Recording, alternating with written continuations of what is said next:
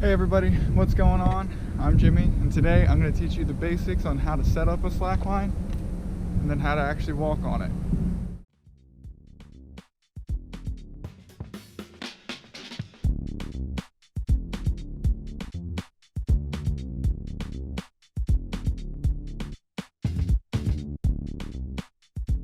Hey guys, thank you so much for watching this video. I hope you guys enjoy it.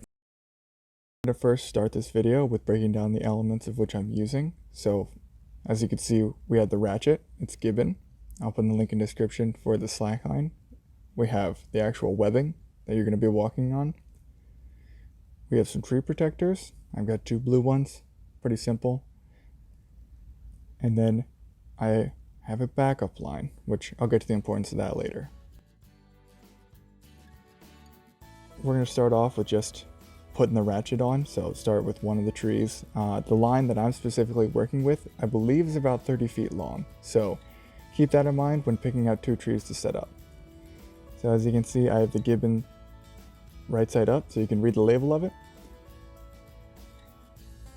And pick a good height. Normally I do about knee height. I think it's pretty safe, pretty easy to walk on when you're first starting out. It's important to kind of fold the slackline in such a way that it'll make it flatter, and you'll see that in a little bit. Always put on the tree protectors, and if you're able to Velcro it around, that's great. If you cannot, try to use friction to keep it up. And we're going to repeat the process with the other side. Walk the line across to the other side, and in doing so, try to keep the line flat. So next we're going to move on to the ratchet piece. There's going to be a little hole, like a little slot, mailbox slot that you can put the webbing through. As you can see, I'm using my left hand to kind of hold that in place to kind of keep some tension on it and then begin to crank it. This is a really important spot.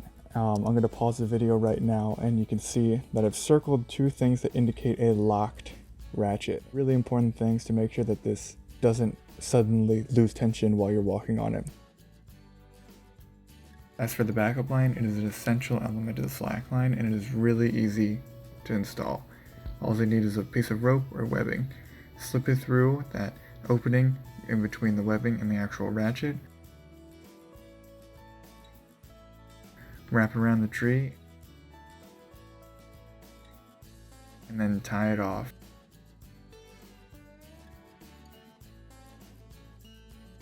Now, thank you so much for bearing through that part. Moving on to the actual more fun part, how to walk on the slackline.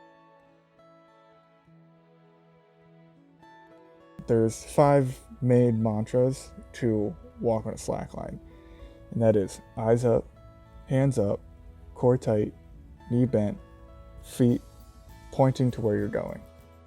So you're up there, get a sense of what it's like to balance on one foot. Bring the other foot slowly to the line while keeping your core tight. Once you feel your foot on the line, shift your weight forward and then shoot that back foot out. After a few steps right here, you'll see that I actually sink my foot down. Having your center of gravity as low as possible is also going to bring you success when trying to walk across the line.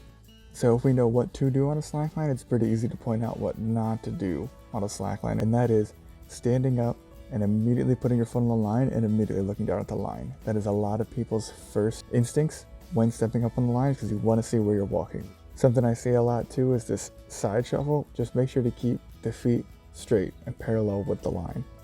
Then finally, how to unratchet it is pretty self-explanatory. You're gonna open the safety lever, pull it back,